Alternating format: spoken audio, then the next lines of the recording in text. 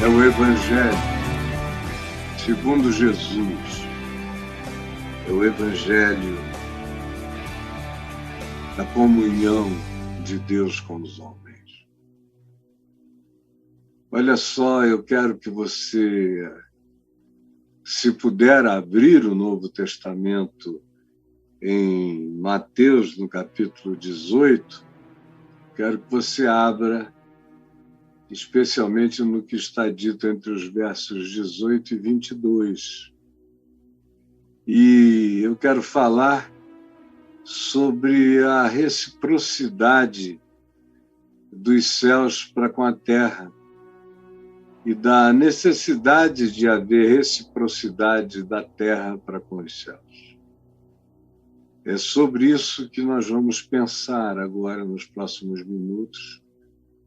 E o Braulio vai colocar esse tema para você guardá-lo no coração, que é a reciprocidade dos céus para com a terra.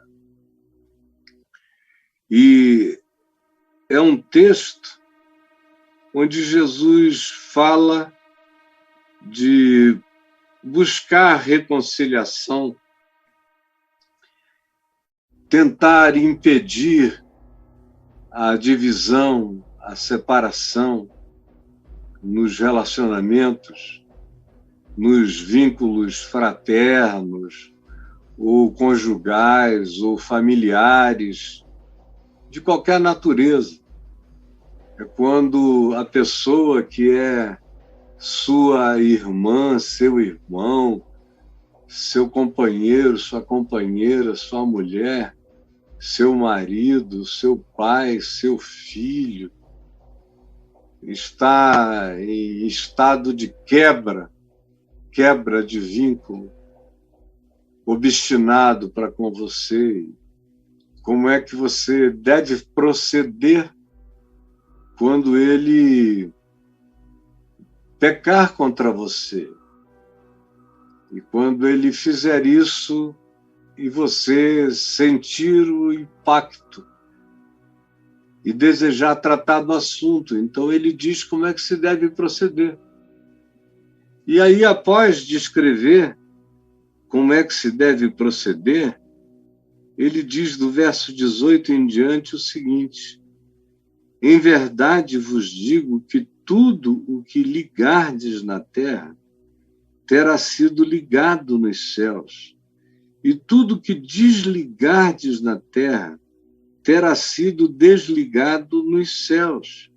Em verdade, também vos digo que se dois dentre vós sobre a terra concordarem a respeito de qualquer coisa que porventura pedirem, ser-lhes-á concedida por meu Pai que está nos céus.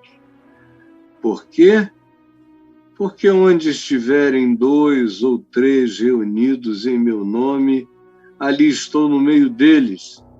Então Pedro, entendendo as implicações do que Jesus tinha acabado de propor, tanto em relação a buscar reconciliação contra aqueles que nos ofendem, como em relação a mantermos nossa conexão ininterrupta entre os céus e a terra, o que depende de como a gente trata o nosso próximo. Se a gente busca conexão com o nosso próximo, toda vez que a gente busca conexão com o próximo, a gente busca conexão com os céus. Todas as vezes que a gente busca harmonia, a gente conta com a reciprocidade dos céus para com a terra, para com a gente. Buscou, esse é o seu interesse, essa é a sua atitude, você de cara já sai contando com a reciprocidade das camadas e camadas celestiais e a reciprocidade do reino dos céus e a reciprocidade do amor de Deus para com você, que é recíproco para com o seu próximo e que busca fazer a ele aquilo que você gostaria que ele fizesse a você e que se dispõe a tratá-lo com amor, verdade e misericórdia, mesmo quando ele se faz seu inimigo. Você ora por ele e você o trata com as atitudes e com os atos que correspondem ao significado de amor segundo Jesus, segundo o Evangelho. Então, Pedro compreende as implicações. Olha como ele compreende que tudo que se tinha dito até então desembocava num tema, no tema do perdão. Então Pedro, aproximando-se, lhe perguntou a Jesus: Senhor, até quantas vezes meu irmão pecará contra mim que eu lhe perdoe? Até 7 vezes? Respondeu-lhe Jesus: não te digo que 7 vezes, mas até 70 vezes 7.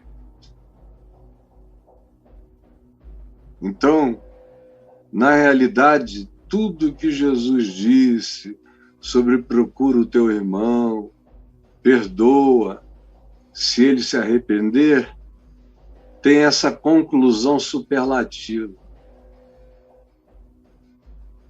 Eu devo fazer isso, mesmo que sejam 7 vezes no dia?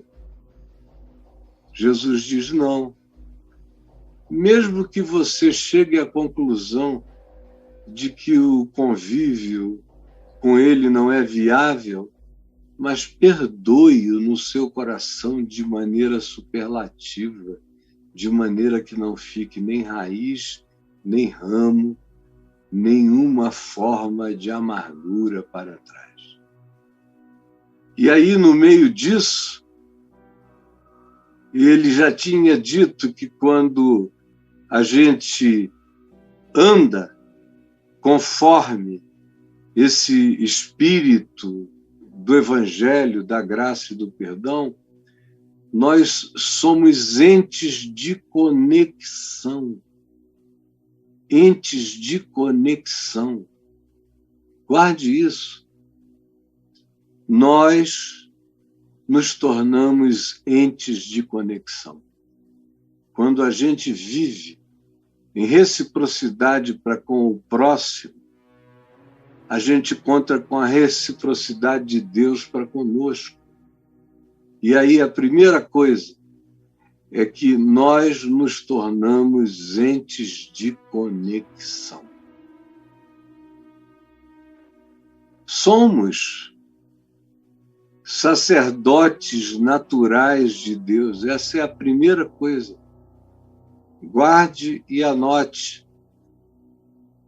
Somos entes de conexão. Quando a gente vive nesse espírito do perdão, nos tornamos entes de conexão. E esse é o meu desejo. Essa é a minha vocação. É me tornar um sacerdote do amor de Deus, construindo pontes de conexão na direção do próximo.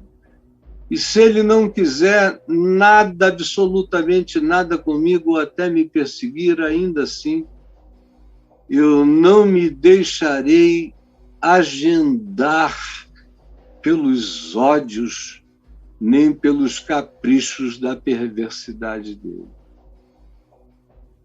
Eu o amarei como Jesus mandou que se fizesse com o inimigo ou com o perseguidor, sem romance, sem necessidade de convívio quando se pode evitar, mas com oração em favor, pedindo a Deus que convirta o coração recalcitrante dessa pessoa à graça de Deus. Do contrário, viver e existir em recalcitrância contra a verdade trará juízo inapelável sobre esse que se coloca assim na vida.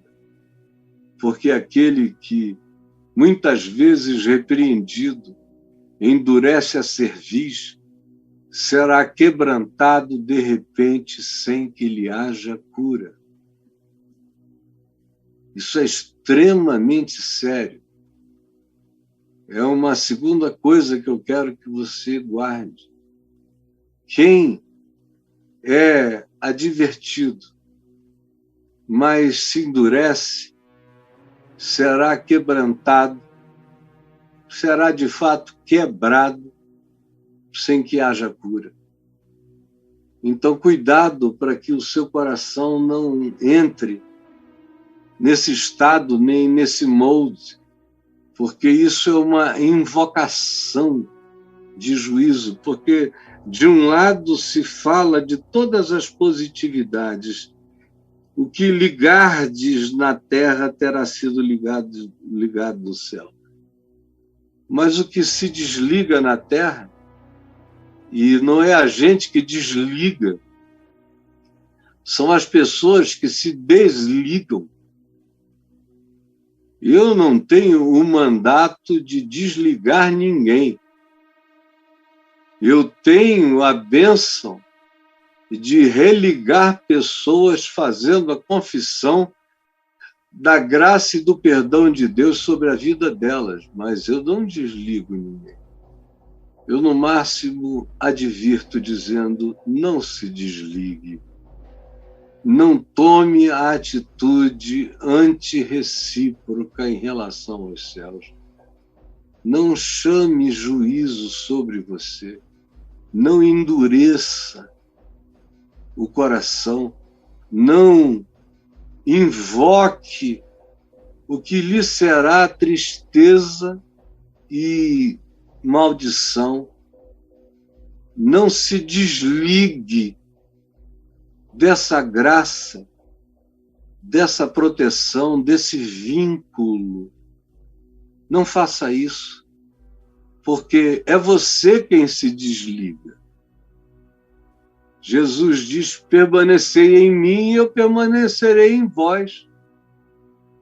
Agora, se você não permanece nele, você se desliga dele, é você. Ninguém que não se desliga é desligado.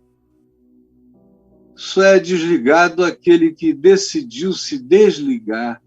E a gente se desliga de Deus se desligando do próximo. Tudo que tem a ver com Deus viaja por dentro do meu próximo, para o meu bem e para o meu mal. Ligardes, desligardes, aí as reciprocidades vão adiante e dizem também, eu vos digo que se dois dentre vós sobre a terra entrarem em sinfonia, entrarem em harmonia, e a expressão denota uma orquestra sinfônica, tocando aparelhos em harmonia, instrumentos em afinação, a respeito de qualquer coisa que porventura pedirem, se vocês conseguirem orar na convergência de todas as coisas para a sinfonia de Deus, para a sinfonia do mandamento de Deus, porque se pedirmos qualquer coisa segundo a sua vontade, ele nos ouve. E a gente pede segundo a sua vontade quando a gente entra em acordo acerca do mandamento. Quando o nosso acordo tem a ver com o espírito do mandamento. O espírito do mandamento é amor. É amor. Esse é o acordo, é acordo de amor. é acordo de perdão. E não é só os dois ou três entre si, é acordo de perdoar ao mundo, perdoar o mundo inteiro. Eu não serei ouvido se no meu coração eu nutrir ódios. Não importa que eu celebre o meu carinho pelo mundo inteiro de amigos que eu tenha, se eu odiar alguém, basta eu odiar um, eu me torno réu de todos os homicídios. Porque para Jesus, para o Evangelho, para o reino de Deus, homicídio não é só pegar um instrumento de morte e com ele atingir alguém. No Evangelho, palavras matam. No Evangelho, ódios são considerados assassínios. No Evangelho, a indiferença é considerada algo de natureza homicida. No Evangelho, o buraco é eternamente mais embaixo. Ninguém está falando de transgressão à legislaçãozinha. No Evangelho, o homicida é quem odeia, assim como o adúltero é aquele que vive com a mente em estado de lascívia cobiçosa, que não consegue ver sem querer, sem desejar, mesmo que seja a companheira do seu melhor amigo.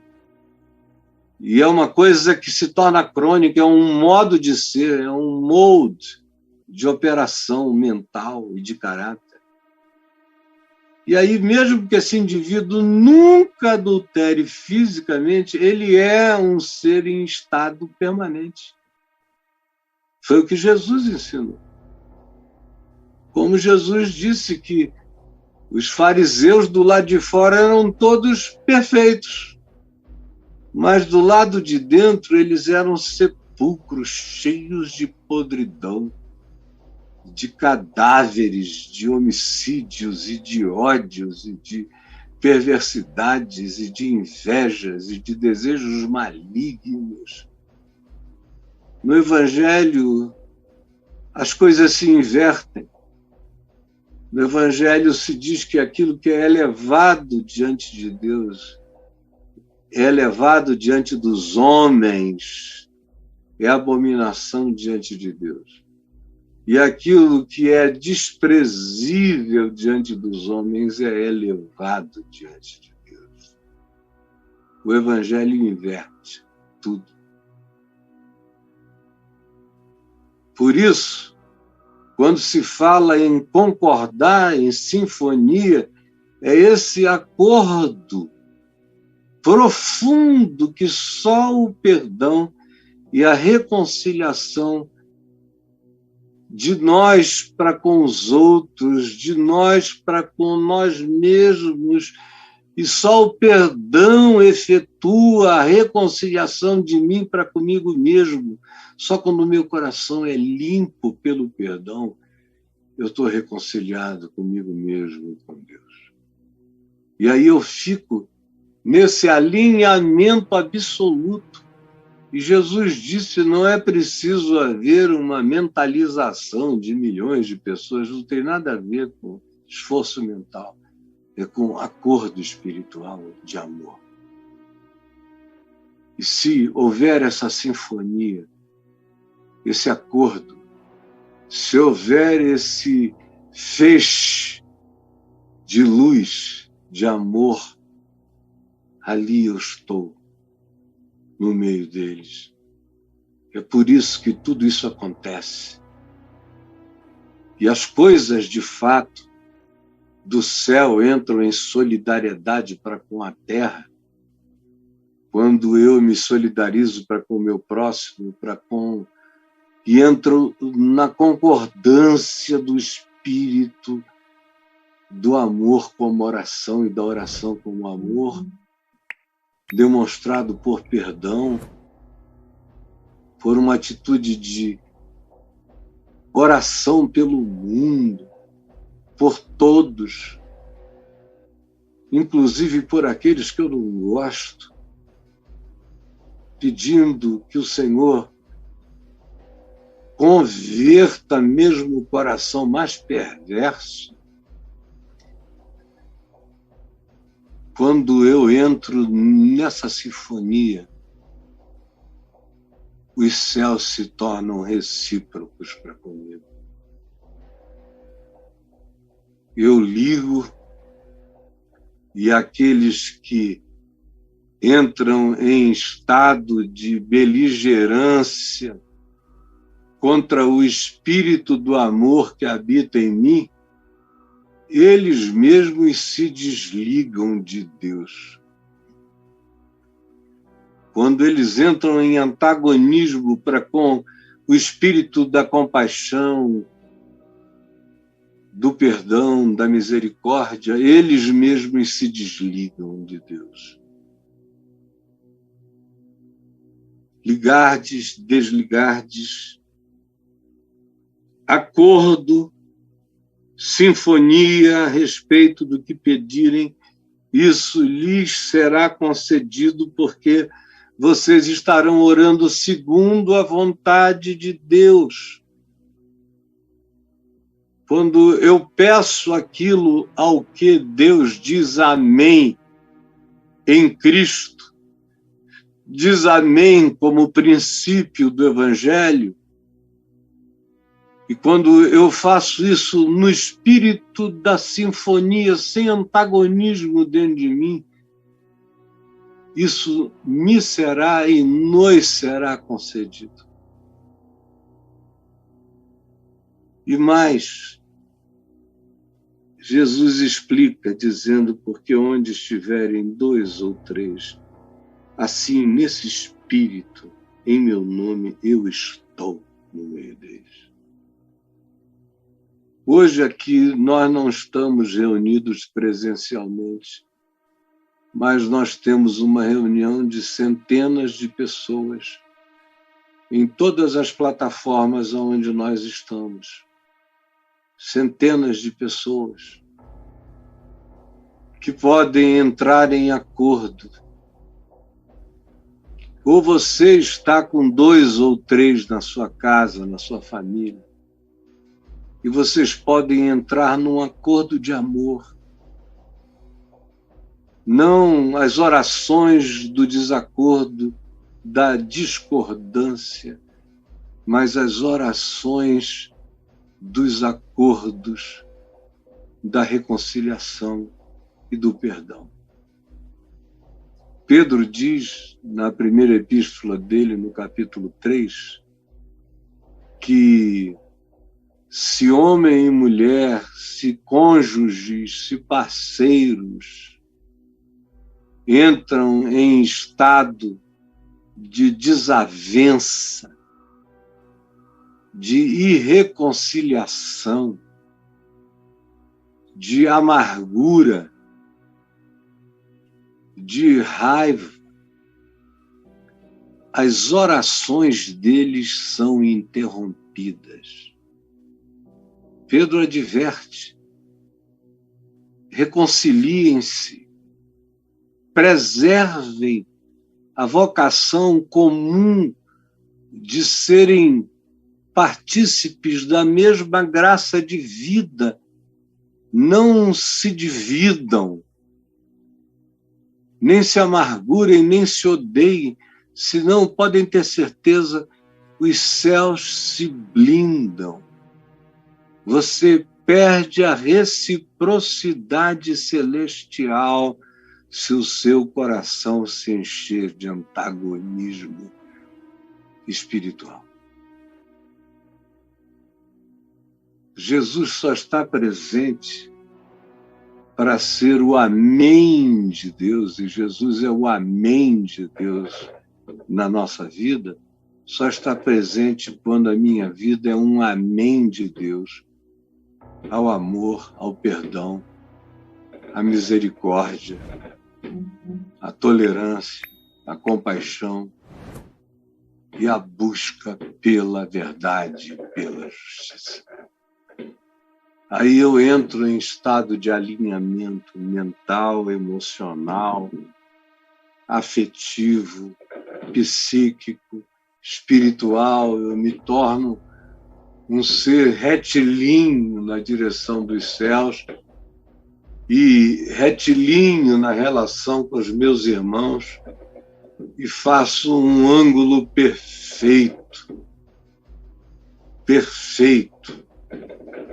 de equilíbrio total. Esse é o meu chamado. Essa é a expressão da definição do que deve ser a marca do meu ser, retilinhamente para com Deus e na direção do meu próximo, porque uma coisa não se separa da outra, não existe sem a outra. E nada disso é possível sem que eu me disponha a viver em estado contínuo de perdão. Eu tenho que me dispor a viver em estado contínuo de perdão. Aí vocês dizem que isso é impossível. Ah, desculpa, gente, mas não é não. Mas não é mesmo. A gente pode viver sem nada que não seja coberto por perdão na gente. A gente pode. A gente pode. Eu sei, a partir do meu próprio coração, que a gente pode viver em estado diário de renovação do ser, no oxigênio do perdão. Não entubados pela obrigação de perdoar, não. Sem intubação. O perdão pode passar a ser uma coisa natural. Você se torna alguém com sangue de barata? Não. Você se entristece muitas vezes. Você lamenta. Você, às vezes, é levado ao choro da tristeza. Você pode carregar alguns dias aquela frustração de ter esperado algo melhor daquela relação, daquele vínculo. Tudo isso pode acontecer e pode acontecer sem que você durma nenhum dia sobre a ira, sem que você durma nenhum dia com o coração sem perdão. Eu sei que Jesus não nos dá mandamentos que sejam penosos. É o que diz o apóstolo João no capítulo 5 da primeira epístola dele. Os seus mandamentos não são penosos. E aqui no prosseguimento desse texto, de Mateus 18, Jesus conta para ilustrar o que Pedro tinha perguntado. Pedro tinha perguntado, escuta, e quantas vezes eu devo perdoar o cara que me ofendeu, que pecou contra mim? Quantas vezes? 7 vezes? Um número cabalístico, tá bom? Mas Jesus disse, não vos digo 7, mas até 70 vezes 7. 70 vezes 7. Ou seja, nem o dia inteiro cabe. Não cabe. O dia não tem tantas horas, nem tanta chance de pecaminosidade do meu próximo em relação a mim. Não, o que Jesus está dizendo é: ocupem o tempo todo com o espaço e a graça do perdão. O tempo todo. E vocês não vão dar lugar ao diabo, nem a nenhuma entrada de sentimento diabólico, de divisão do diabo-luz. Nenhuma fresta, nada. Se vocês não derem lugar nem à ira, não dormirem nenhuma noite com raiva, se vocês largarem isso antes, e você diz, mas como é possível? É uma decisão, é uma escolha, a gente escolhe. E isso vai virando, deixa eu te dizer, vai virando sinapse neural também. E se transforma em sinapse espiritual, pela obediência, se transforma em sinapse psicológica, pelo desenvolvimento do software emocional da atitude de perdão.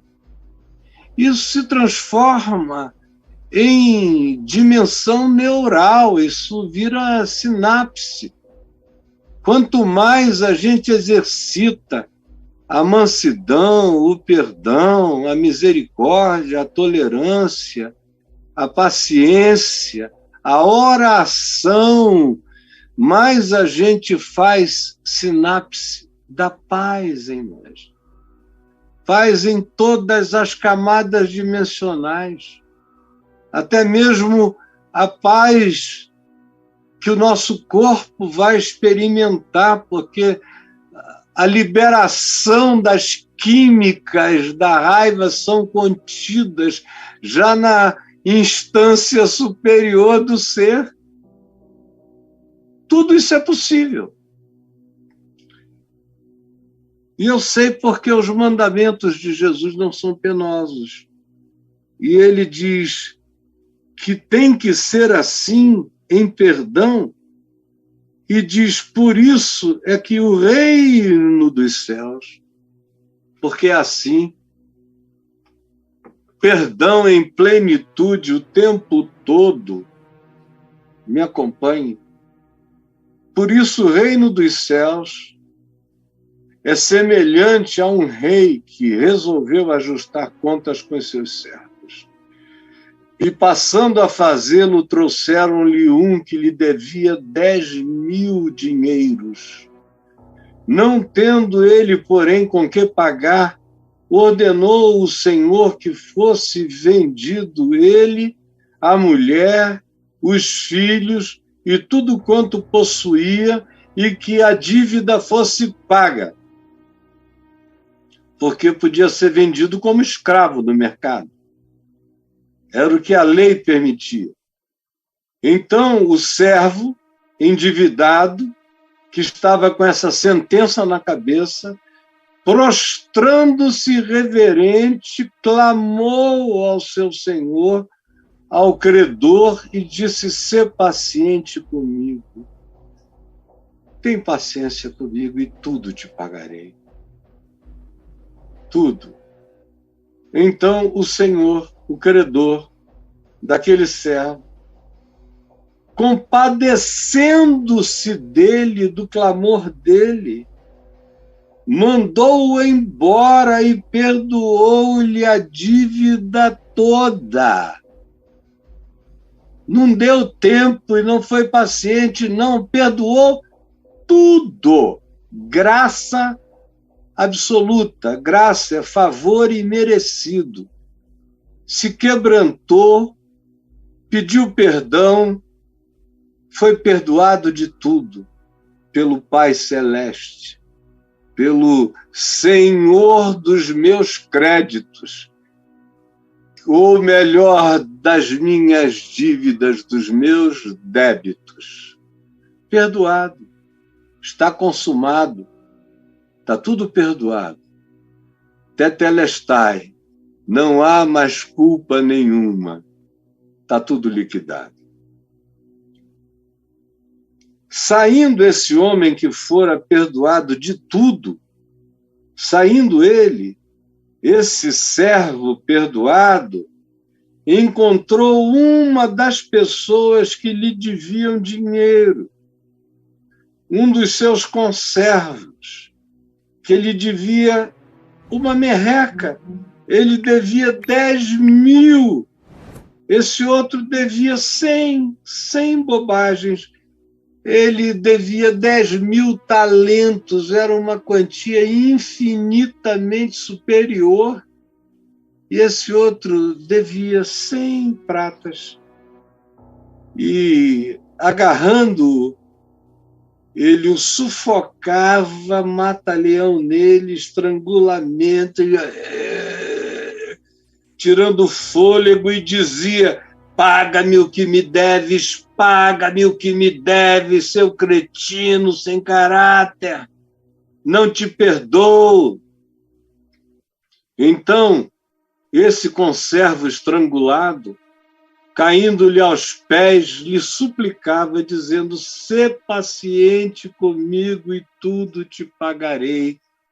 Que fora a mesma coisa que ele dissera lá dentro, para a autoridade suprema, que o perdoou de graça dos 10.000 talentos que ele devia, e ele não perdoa 100 unidades básicas de qualquer que fosse o dinheiro que a ele fosse devido. Ele, entretanto, não quis aceitar. Antes, indo-se, o lançou na prisão, até que saldasse a dívida, e uma pessoa presa não tem como saldar dívida nenhuma. Ele queria vingança.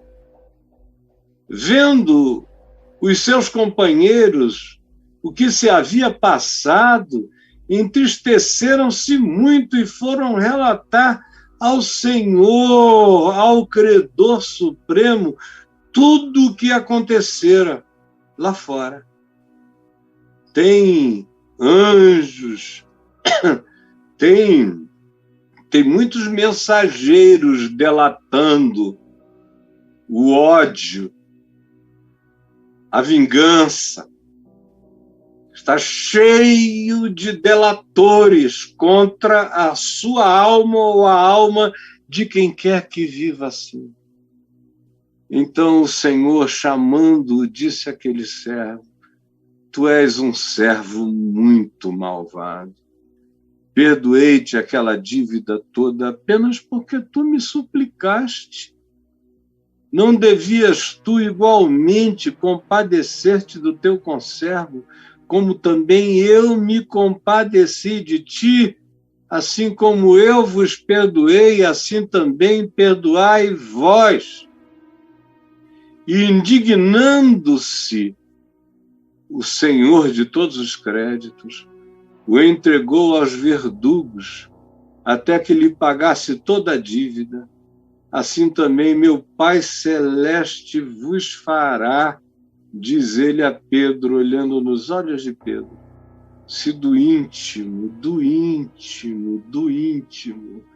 não perdoardes cada um ao seu irmão. Do íntimo. E a reciprocidade para o bem e para o mal. Perdoa as nossas dívidas, assim como nós perdoamos os nossos devedores. É o princípio do fundamento de todos os vínculos com Deus, que se estabelece nas minhas relações com os homens, na minha busca de reciprocidade, de sinfonia, de entendimento. E mesmo quando não exista isso, cobrindo o desentendimento com perdão, mesmo que seja para partir, mesmo que seja para sair, mesmo que seja para ir embora, você tem que deixar tudo limpo, tudo perdoado. Não pode carregar nenhuma amargura, mesmo quando é para ir embora. E você que não vai embora e fica às vezes 20, 30, 35 anos, 40 anos, comendo raivas, amarguras, indiferenças, e indo para a igreja juntos, fazem orações hipócritas, Vocês estão separados diante de Deus. Diante de Deus, o que vale é o íntimo. O que vale são as nossas reciprocidades manifestas como perdão ou a nossa expressão de perdão, mesmo que ninguém nos dê reciprocidade. É unilateral, depende só de mim. E quando eu sou assim, e é possível ser assim, porque Jesus disse que se não for assim, não será, não haverá nada. Portanto, ele não estava nos dando um princípio e não obedecível. Ele estava nos dando algo possível, praticável. A gente pode aprender a viver em estado de perdão contínuo, quando a gente aprende que perdão não é emoção, não é sentimento, não é sensação. Quando a gente aprende que perdão é decisão, é escolha, e tem a ver com o meu amor por mim mesmo, o meu respeito por mim mesmo, e o meu significado diante de Deus.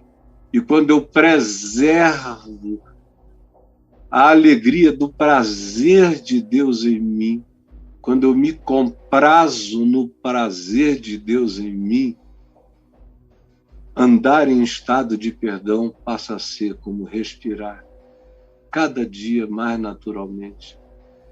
E você vence os sustos com graças de superação, muitas vezes inacreditavelmente rápidas, quando a consciência é essa.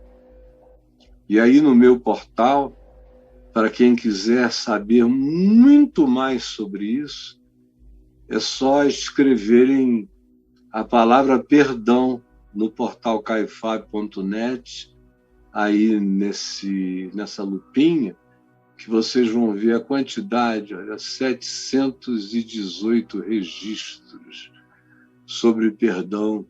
É um dos temas sobre os quais eu mais falo, porque perdão é condição sine qua non para quem quer ter qualquer tipo de relação com Deus.